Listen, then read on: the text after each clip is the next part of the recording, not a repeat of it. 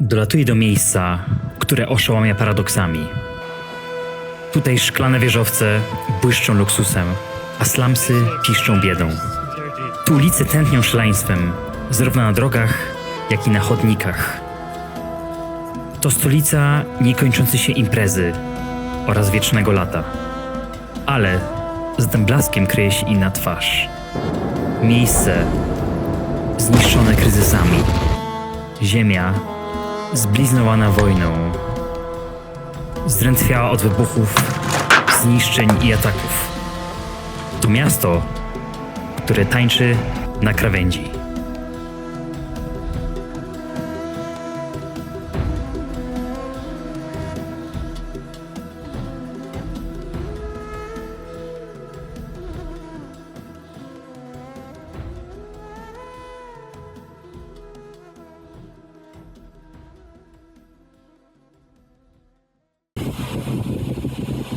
Cóż to jest za miejsce? Czy to luksus, czy jednak chaos? Tu piękne wybrzeża zapierają dech w piersiach, a długie nabrzeża tętnią życiem. A potem spoglądasz w dół, by zobaczyć wszechobecne śmieci. Bliski Wschód to miejsce, gdzie wszystko się miesza.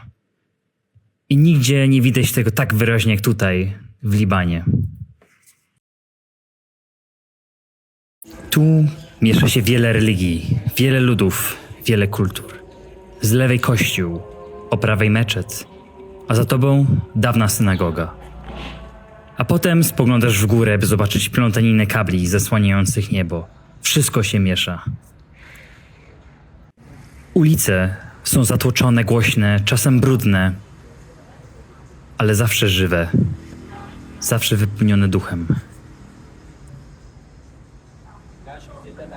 Ludzie zaczepialscy, ciekawi, żywi.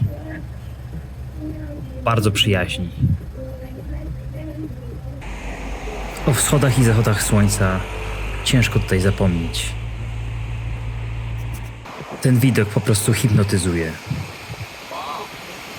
Tutejsze morze wzburzone swym temperamentem przypomina tutejszą ludność. Energiczną, wzburzoną, wybuchową często. A ludzie przyzwyczajeni do kryzysu. Lokalsi opowiadają mi, jak ich miasto jest regularnie niszczone przez sąsiada z południa. Rakiety, wybuchy, zniszczenia. To stało się częścią codzienności. Oh shit. This is one of the buildings that went down, but here we cannot see it Yeah. very well. See? Wow. See how? Look how rich I am.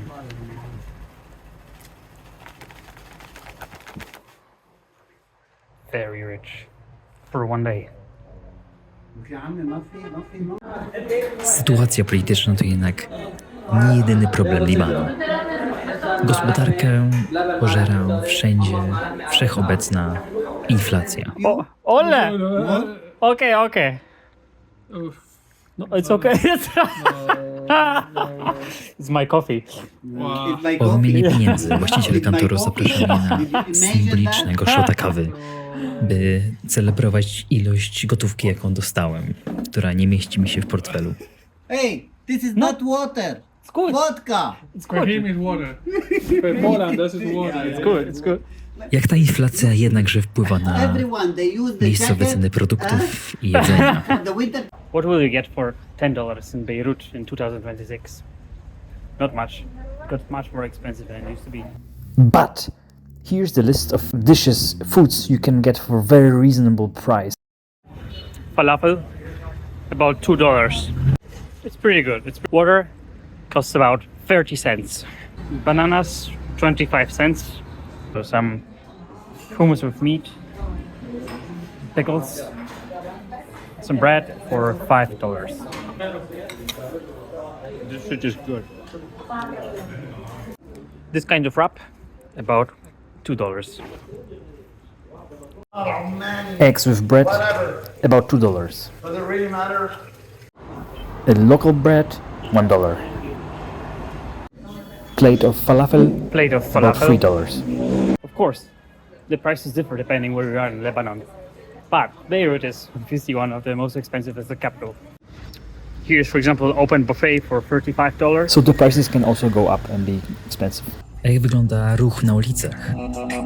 Nie jest dla początkujących z uwagi na geografię Libanu oraz gęstość zaludnienia tuż przy wybrzeżu.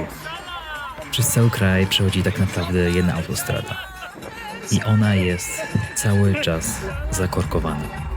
24 godziny na dobę, 7 dni w tygodniu. Masakra. Ludzie jeżdżą jak chcą. Lewo, prawo, zatrzymują się, jadą do przodu, przyspieszają. Naprawdę swoboda, pełna swoboda. Jedź tam, gdzie chcesz, tak jak wolisz. A żeby przejść przez ulicę, nieraz musisz naprawdę długo poczekać. Samochody jeżdżą co chwilę, w dużej gęstości, w dużej intensywności, więc powodzenia przy przejściu, a szczególnie w ciemności, kiedy nic nie widać i oni ciebie nie widzą.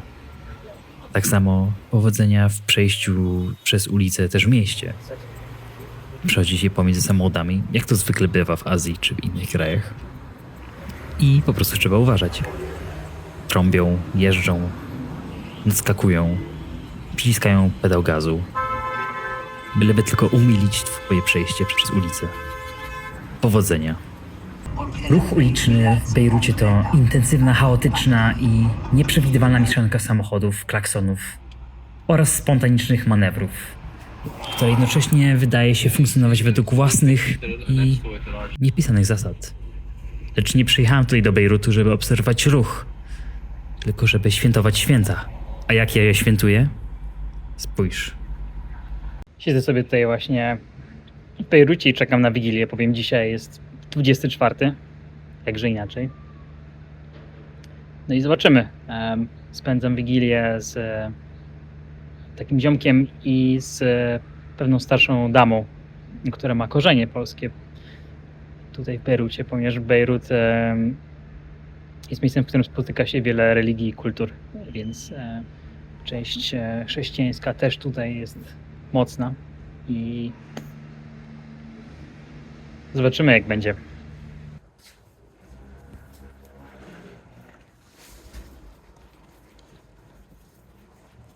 No więc też kupiłem na okazji Wigilii bukiecik dla gospodarza, czyli pani, która ponoć ma korzenie polskie. Zobaczymy, czy będzie zadowolona. Stop! Ale skąd ja mam hulajnogę? O tym dowiecie się na samym końcu materiału. Oglądajcie.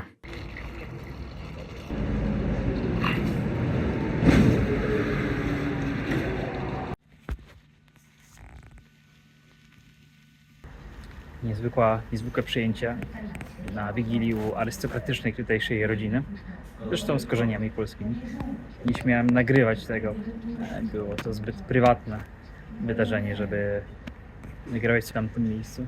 Natomiast bardzo miło, bardzo fajnie spędzało się ten czas wśród służb i podawanego kawiaru z szampanem. Pani, która nas gościła, była już niestety starsza i nie miała już tyle sił, ile wcześniej by miała. Następnego dnia wyruszam na plażę, na północ, by móc zamoczyć się w ciepłym Morzu Śródziemnym. W zimę tak naprawdę. Dokładnie, jest 20 stopni. Lebanese Coco Chanel. Po drodze kupuję pieczywo, które wygląda jak torebka z Coco Chanel. You saw your photos? You should see them. Pogoda piękna. Włosy rozwiane. Stop! Ale skąd ja mam te wszystkie plastry na głowie? O tym też dowiecie się pod koniec filmu. A ja w drodze na plażę. Tak właśnie oto spędzam przerwę świąteczną.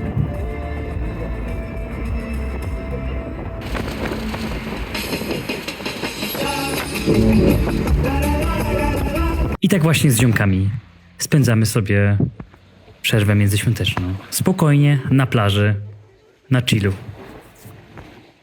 Polecam każdemu. W Libanie święta Bożego Narodzenia obchodzone są w wyjątkowej atmosferze. Kraj ten wyróżnia się niezwykłą różnorodnością religijną i kulturową. Chrześcijanie różnych obrządków, prawosławni katolicy, maronici celebrują je uroczyście. Ale także wiele rodzin muzułmańskich włącza się w świąteczny nastrój. Tym samym okazuje sąsiadom życzliwość i szacunek. W miastach takich jak Bejrut, Sajda czy okoliczne ulice, sklepy czy placy są dosyć bogato udekorowane. Rozświetlane choinki, iluminacje są w zasadzie wszędzie. I w całym tym kraju czuć świąteczną atmosferę. Niezależnie od wyznania, Boże Narodzenie staje się czasem spotkań, otwartości i wspólnego świętowania.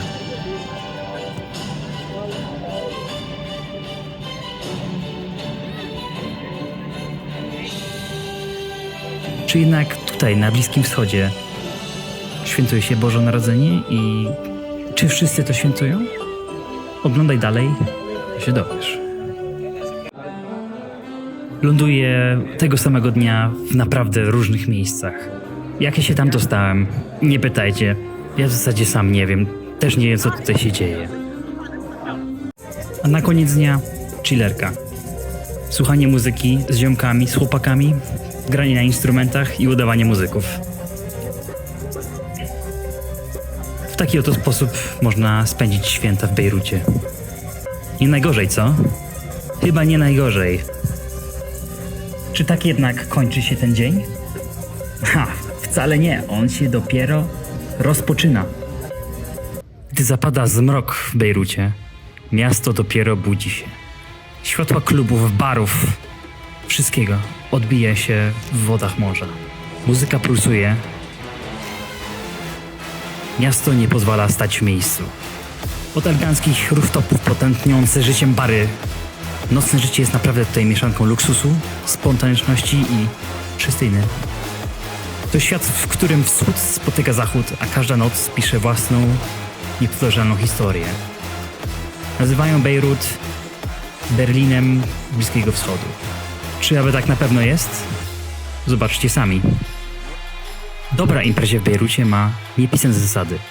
Rozpoczyna się od barów, potem idzie się do pierwszego klubu, do drugiego klubu, do trzeciego klubu, który rozpoczyna się o 4 nad ranem, kończy o 12. O 12 potem jedzie się na wybrzeże, a z wybrzeża jedzie się w góry, godzinę drogi, żeby zrobić after party wśród śnieżnych szczytów gór. A jak znaleźć takie kluby? Wcale nie jest łatwo. Istnieje bardzo wiele tajnych grup. I same te kluby nie są najtańsze. Kosztują od 50, 30, 20 dolarów w górę. Potrafią, widziałem, nawet kosztować po 500, 600 dolarów za tylko wejście. Mimo trudnej sytuacji ekonomicznej, z jaką od lat zmaga się ten kraj, scena klubowa w Bejrucie naprawdę nie traci impetu. A wręcz przeciwnie. Staje się symbolem determinacji i potrzeby życia pełnią chwil.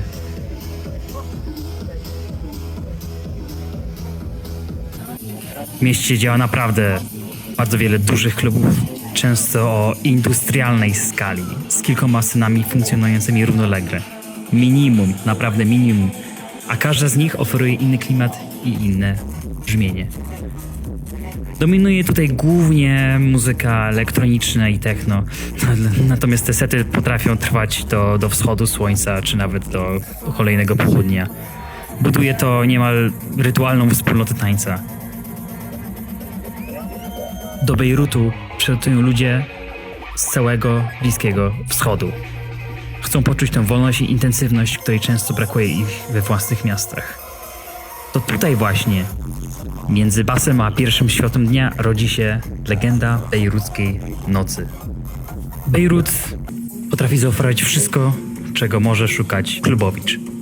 Od dziennych imprez na dachach z widokiem na morze, po nocne maratony taneczne, ukryte w różnych industrialnych przestrzeniach. To naprawdę miasto kontrastów, w którym energia i jakaś taka hedonistyczna swoboda mieszają się nawzajem. Nieformalna scena bywa równie intensywna jak oficjalne wydarzenia. Czasem aż trudno uwierzyć, że zaledwie kilka kilometrów dalej znajdują się rozległe obozy uchodźców. Zupełnie inny świat pod względem ekonomicznym i kulturowym.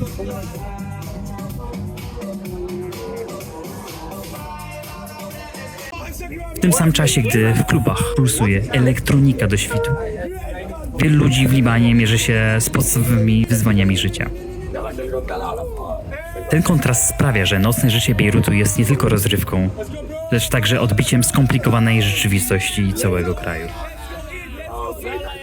No właśnie, a wracając, to jak sobie zrobiłem tą krzywdę? Dlaczego mam te plastry na tej głowie? Oto właśnie jak. No, więc pierwszy dzień świąt i tak to właśnie wygląda. Ale się palnąłem wczoraj w głowę na hulajnodze. Tak ciemno było, nic nie widziałem. I nagle słup, tu. Tak się palnąłem, że prawie tam koziołka wywinąłem. No ale jest spoko. Oprócz tych kilku uderzeń tutaj. Na szczęście nie trzeba było szpitala.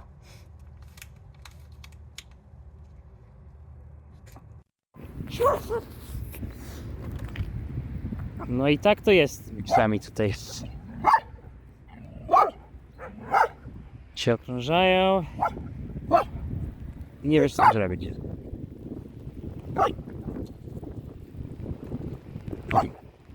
Najczęściej tutaj czyli trzeba być agresywnym, ale te są takie w miarę pokojowe.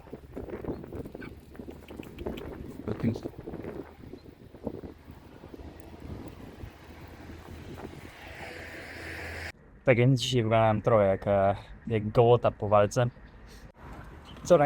Wczoraj wracając wczoraj z wieczorem miałem niespodziewane spotkanie z belką na wysokości mojej głowy, co skończyło się dla mnie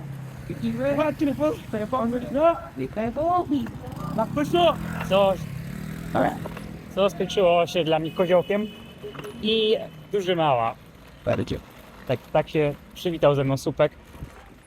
Nie polecam. Więc stając z zakrwawioną twarzą zaczęły mnie psy atakować. W takiej sytuacji można tylko pokazać agresję, jeśli banda psów cię atakuje. I z zakrwawioną twarzą nie przegoniłem. Tak to jest w Libanie. No i tak się właśnie tutaj znalazłem w Trypolisie. Tutaj przynajmniej jest woda, wydaje się. Nie jest chyba źle.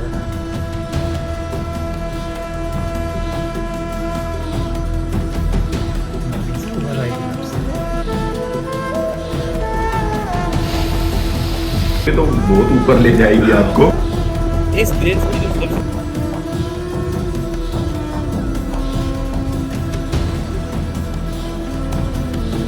Dziękuję wam za wsparcie i zachęcam do dalszego wspierania. A skąd mam hulajnogę? Zapomniałem. No dobra, opowiem wam o tym w następnym odcinku, ale nie teraz. Poczekajcie.